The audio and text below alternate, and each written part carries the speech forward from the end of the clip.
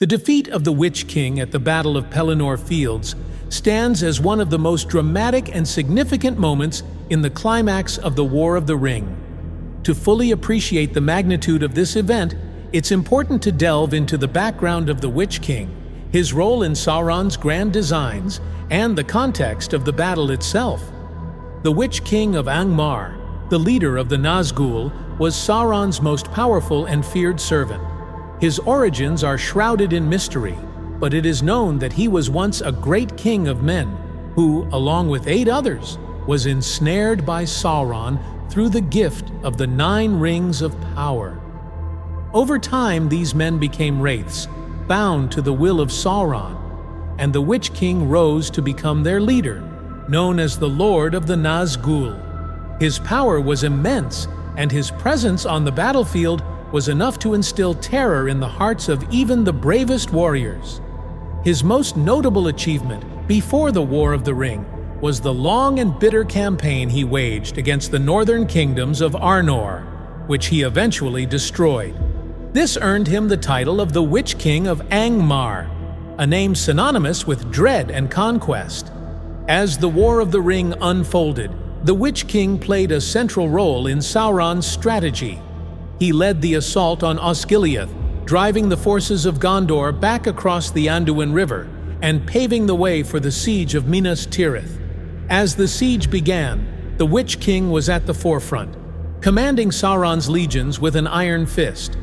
He rode a terrifying winged creature, known as a fell beast, which further amplified his menacing presence. Under his leadership, the forces of Mordor unleashed a relentless assault on the walls of Minas Tirith, using their vast numbers and dark sorcery to break the city's defenses.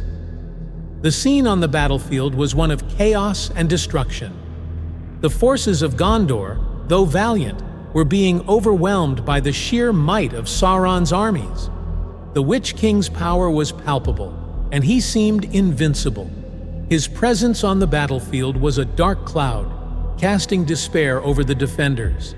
As the battle raged on, he broke through the gates of Minas Tirith, riding into the city itself, a harbinger of doom. It was at this critical moment that the prophecy regarding his death came into play. The prophecy, which had been uttered long ago, declared that the Witch King would not fall by the hand of any man. This prophecy had given him a sense of invulnerability, as he believed no man could ever defeat him. However, prophecies are often fulfilled in unexpected ways, and this one was no exception. As the Witch King entered the city, he encountered Éowyn, the niece of King Theoden of Rohan, who had disguised herself as a man to fight in the battle. Éowyn stood defiantly before the Witch King, her identity as a woman still concealed. In one of the most memorable confrontations in Middle-earth's history, the Witch King challenged her, confident in his invincibility. Éowyn, however, revealed her true identity, declaring, "I am no man." With this declaration, she struck the Witch King, and Merry, a hobbit of the Shire who had accompanied her, delivered a critical blow to his body. The combined effort of Éowyn and Merry, both of whom did not fit the traditional mold of the man mentioned in the prophecy, led to the Witch King's demise. The death of the Witch King was a moment of great significance in the Battle of Pelennor Fields. It marked the first time in centuries that the forces of Sauron had suffered such a catastrophic loss. The Witch King's fall shattered the morale of the Mordor forces, who had relied heavily on his leadership and fearsome reputation. The power of the Nazgûl, though still formidable, was greatly diminished without their leader. This moment also served as a powerful symbol in the larger narrative of the War of the Ring. It showed that even the most terrifying and seemingly invincible servants of Sauron could be defeated by those who had the courage to stand against them. Éowyn's victory over the Witch King was not just a personal triumph, but a moment of profound significance for all of Middle-earth. It signaled that the tide of the war was turning, and that Sauron's power, though immense, was not unassailable. In the context of the story, the Witch King's death also served to fulfill the prophecy, and underscore the theme of unexpected heroes. Éowyn and Merry, neither of whom were traditional warriors, played crucial roles in the downfall of one of Middle-earth's greatest villains. Their victory was a testament to the power of courage and determination in the face of overwhelming odds. As the battle continued, the forces of Gondor and Rohan, emboldened by the Witch-king's fall, rallied to drive back the armies of Mordor. The Witch-king's death was a turning point, giving hope to the defenders and sowing confusion and fear among the attackers. The Battle of Pelennor Fields ended in victory for the forces of the Free Peoples of Middle-earth, setting the stage for the final confrontations of the War of the Ring. In summary, the defeat of the Witch-king at the Battle of Pelennor Fields was a critical moment in the War of the Ring. It marked the end of one of Sauron's most powerful servants and a turning point in the battle for the fate of Middle-earth. The Witch-king's death not only fulfilled an ancient prophecy, but also demonstrated that even the most feared enemies could be overcome by courage, determination, and the unexpected actions of those who refused to be bound by fate. This moment of triumph resonated throughout the remainder of the war, inspiring the forces of good to continue their fight against the darkness threatening their world. After the death of the Witch-king, the remaining Nazgûl were left without their leader, and this loss had profound implications for both the Nazgûl themselves and the larger strategy of Sauron. The Witch-king was not only the most powerful of the Nazgûl, but also their commander, the one who bound them together as a formidable force. With his fall, the cohesion and effectiveness of the Nazgûl were severely compromised, leaving them adrift in a time when Sauron's forces could ill afford any weakness. The Nazgûl, also known as the Ring Wraiths, were bound to the will of Sauron through the power of the 9 rings they were given in the Second Age. Over time, these once great kings of men were transformed into wraiths, neither living nor dead, existing only as shadows of their former selves. Their strength lay in their connection to Sauron and the One Ring, which allowed them to exert their will over others and inspire terror. However, this connection also made them highly dependent on their leader, the Witch-king, who had the strongest link to Sauron and the greatest mastery over the dark powers that sustained them. The loss of the Witch-king did not immediately render the remaining Nazgûl powerless, but it did leave them significantly weakened. Without their leader, the Nazgûl lacked direction and a central figure to coordinate their actions. The Witch-king had been the driving force behind many of Sauron's most critical military campaigns, including the assault on Minas Tirith. His tactical acumen and ruthless leadership were irreplaceable, and his absence created a void that the other ringwraiths could not fill. The remaining Nazgûl, while still fearsome, were now a disjointed and leaderless group, unable to operate with the same efficiency and effectiveness as before. This disarray was felt most acutely during the latter stages of the War of the Ring. The remaining Nazgûl continued to carry out Sauron's orders, but their effectiveness was diminished. They were less capable of coordinating the efforts of Sauron's armies, and less able to inspire the same level of fear among their enemies. The death of the Witch-king had a psychological impact not only on the Nazgûl, but also on the forces of Mordor. The armies of Sauron had long relied on the presence of the Nazgûl, particularly the Witch-king, to intimidate their enemies and enforce discipline among their own ranks. With their leader gone, the aura of invincibility that surrounded the Nazgûl was shattered, and this demoralized Sauron's forces at a critical moment in the war. The impact of the Witch-king's death extended beyond the battlefield. The Nazgûl had always been Sauron's most trusted and feared servants, acting as his enforcers and emissaries throughout Middle-earth. Without the Witch-king to lead them, the remaining Nazgûl were less effective in these roles as well. They could still strike fear into the hearts of men, but their ability to influence events from the shadows was greatly reduced. The loss of their leader meant that the Nazgûl were now operating more as individual entities rather than as a unified force, which made them less capable of executing Sauron's plans with the precision and coordination they had shown before. In the days following the Battle of Pelennor Fields, the remaining Nazgûl found themselves increasingly on the defensive. They were forced to regroup and reassess their position in the face of a rapidly changing war. Sauron, too, had to adapt to the loss of his chief lieutenant.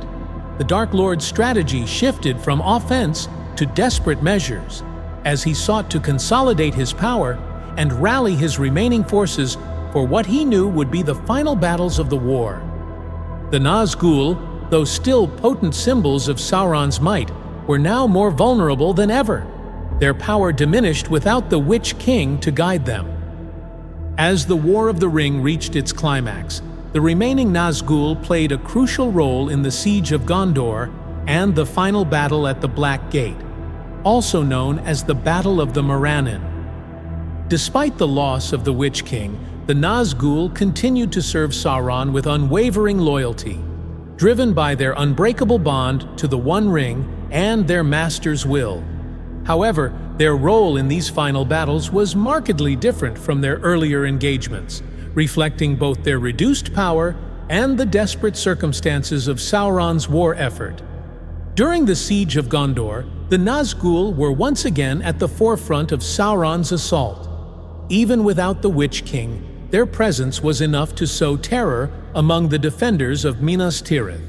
The city, already reeling from the initial onslaught, faced renewed waves of attack as the Nazgûl led Sauron's forces against the weakened walls. The remaining Nazgûl, still mounted on their fell beasts, circled above the battlefield, their screeches chilling the blood of those below. However, without the Witch-king to lead them, the Nazgûl were less coordinated in their attacks, acting more as individual agents of chaos rather than as a unified, strategic force. Despite this, the Nazgûl continued to play a pivotal role in the battle. They were instrumental in maintaining pressure on the defenders, using their fearsome reputation and dark powers to weaken the resolve of Gondor's soldiers. Their presence above the battlefield was a constant reminder of the darkness that threatened to engulf Middle-earth, and their attacks on the city were relentless. Yet, even as they pressed the assault, the Nazgûl were increasingly aware of the shifting tides of war. The arrival of the Riders of Rohan, led by King Theoden, and later the forces of Aragorn, Legolas, Gimli, and the army of the dead, turned the battle in favor of the defenders of Gondor. The Nazgûl, who had once seemed invincible, were now being forced to contend with the growing strength of the free peoples.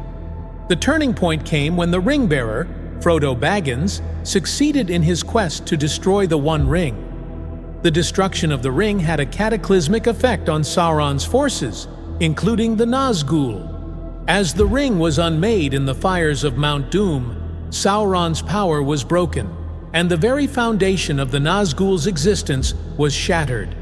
The Nazgûl, who had been bound to the ring and to Sauron's will, were utterly destroyed in the resulting cataclysm. Their end was as sudden as it was final, with their dark forms consumed by the collapse of their master's power. The Battle of the Morannon, which took place shortly before the destruction of the ring, was the final stand of Sauron's forces. The remaining Nazgûl, driven by their master's desperate need to prevent the ring from being destroyed, played a central role in this last-ditch effort. They harried the forces of the West, trying to break their resolve and turn the tide in Sauron's favor. However, even as they fought with a ferocity born of desperation, the Nazgûl were already diminished by the loss of the Witch-king and the impending doom of the ring. They could sense the weakening of Sauron's power as the ring drew closer to its destruction, and their own strength began to wane. The final moments of the Nazgûl were marked by a mixture of fury and futility. As Sauron's power crumbled with the destruction of the ring, the Nazgûl were consumed in the collapse of his dominion. The great shadows that had once terrorized Middle-earth were gone, leaving nothing but a memory of their dark reign. The fall of the Nazgûl was not just the end of a group of powerful wraiths, but the symbolic end of the Second Age and the beginning of a new era in Middle-earth, one in which the power of the Dark Lord and his servants was no more. In summary, the aftermath of the Witch King's defeat saw the Nazgûl reduced to a shadow of their former selves, struggling to maintain their grip on Middle-earth without their leader. Their role in the final stages of the War of the Ring was marked by desperation and decline, culminating in their ultimate destruction with the fall of Sauron. The Nazgûl, once the most feared of Sauron's servants, were no more, their end signaling the dawn of a new age, in which the shadow of Sauron no longer darkened the lands of Middle-earth. The destruction of the One Ring was the culminating event of the War of the Ring, a moment that not only marked the downfall of Sauron, but also sealed the fate of the Nazgûl. The ring had been the source of Sauron's power, a tangible manifestation of his malevolent will, and it was through this same ring that he had bound the Nazgûl to his service. As Frodo Baggins, the ring-bearer, approached Mount Doom, the power of the ring grew stronger, drawing Sauron's attention entirely toward its preservation. The Nazgûl, as extensions of Sauron's will, were fully engaged in this final, desperate effort to recover the ring and prevent its destruction. As Frodo and Sam climbed the perilous slopes of Mount Doom, the ring's malevolent influence reached its peak, and so did the urgency of the Nazgûl's mission. Sauron, through his vast network of spies and his overwhelming presence in the spiritual realm, became aware that the ring was in Mordor and perilously close to its destruction. The remaining Nazgûl, who had been scouring the land for the ring-bearer, were called back to Mordor with an intensity that reflected the growing fear and desperation of their master. Mounted on their fell beasts, the Nazgûl raced toward Mount Doom, knowing that the fate of their existence was tied to the ring's survival. However, as Frodo stood at the cracks of Doom, the moment of decision arrived. Despite the overwhelming temptation to claim the ring for himself, Frodo was unable to destroy it, succumbing to its dark power. But in a twist of fate, Gollum, driven by his own obsession with the ring, attacked Frodo, and in the ensuing struggle bit off Frodo's finger, claiming the ring for himself. In his triumph, Gollum's joy turned to horror as he slipped and fell into the fiery chasm, taking the ring with him into the molten depths of Mount Doom. The destruction of the One Ring was an event of cataclysmic proportions. As the ring was consumed by the fires of Mount Doom, the foundations of Sauron's power were utterly destroyed. The Dark Tower of Barad-dûr, which had been sustained by the ring's power, began to crumble, and Sauron himself was reduced to a mere shadow of his former self, his spirit forever banished from the world. The Nazgûl, who had been bound to Sauron and the ring, felt the full impact of this destruction. In that moment, the power that had sustained them for thousands of years was ripped away, and they were obliterated in an instant, consumed by the collapse of Sauron's dominion.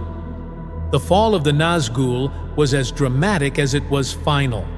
In the skies above Mount Doom, the remaining ring-wraiths, who had been racing to recover the ring, were caught in the explosion of Sauron's power as it was unmade. The fell beasts upon which they rode were consumed by the fires, and the wraiths themselves were reduced to nothingness, their forms dissipating like shadows in the wind. There was no lingering presence, no final words or desperate cries, only a swift and total annihilation. The Nazgûl, who had once been the most feared servants of Sauron, were now no more than a dark memory. The destruction of the Nazgûl marked the end of an era in Middle-earth. These 9 wraiths, who had been men of great power in life, were now completely erased from existence. Their destruction was not just a victory for the free peoples of Middle-earth, but a symbolic end to the long reign of terror that Sauron and his servants had inflicted upon the world. The fall of the Nazgûl signaled that the time of the great shadows had passed and that a new age was dawning, free from the dark influences that had plagued the world for so long. The legacy of the Nazgûl, however, would linger in the minds and histories of those who survived the War of the Ring. Even in their defeat, the Nazgûl left a lasting impression on the world of Middle-earth. Their reign of terror, their haunting presence, and their role in Sauron's schemes were not easily forgotten. The Nazgûl had been a symbol of the enduring power of Sauron, a reminder of the corrupting influence of the Rings of Power, and a testament to the lengths to which Sauron would go to bend the world to his will. In the years that followed the end of the War of the Ring, the memory of the Nazgûl became a part of the lore and legend of Middle-earth. Stories of their dark deeds were passed down through generations, becoming cautionary tales about the dangers of power and the corrupting influence of evil. The lands they had once terrorized slowly began to heal, but the scars they left behind were deep and enduring.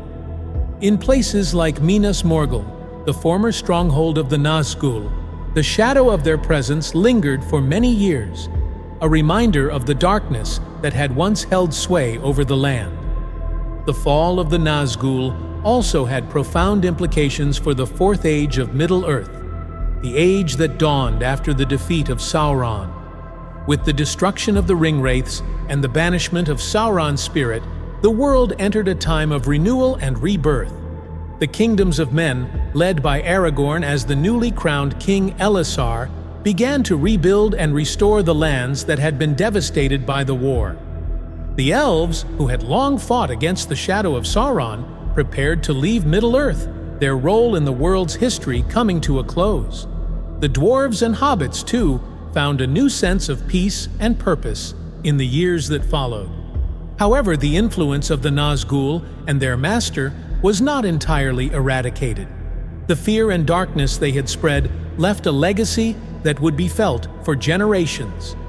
In the hearts of men, the memory of the Nazgûl served as a warning against the dangers of ambition and the allure of power. The story of the Nine Rings and the fate of those who had accepted them was a powerful lesson in the cost of succumbing to temptation.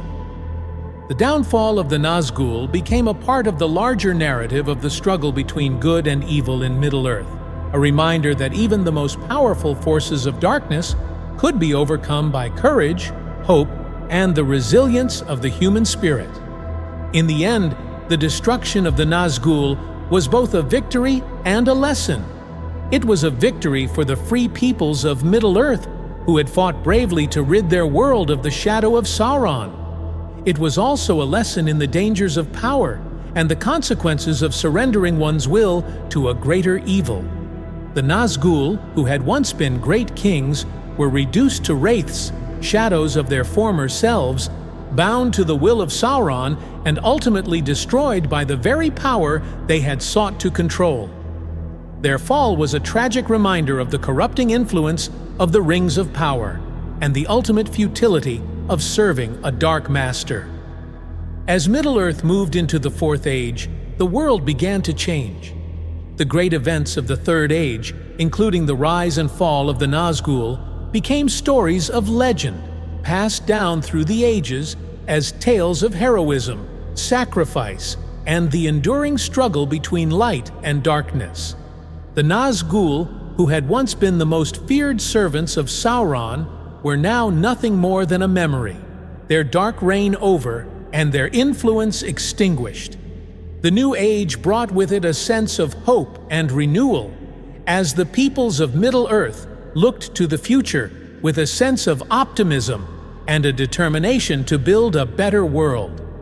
The fall of the Nazgûl, then, was not just the end of a group of powerful wraiths, but the end of an era. It marked the conclusion of the long struggle against Sauron and the beginning of a new chapter in the history of Middle-earth. The lessons learned from their rise and fall would resonate throughout the ages, serving as a reminder of the dangers of power, the importance of unity, and the enduring strength of the human spirit in the face of darkness. The story of the Nazgûl, from their origins as great kings to their ultimate destruction, would remain a powerful and enduring part of the history and mythology of Middle-earth, a testament to the power of hope and the triumph of good over evil.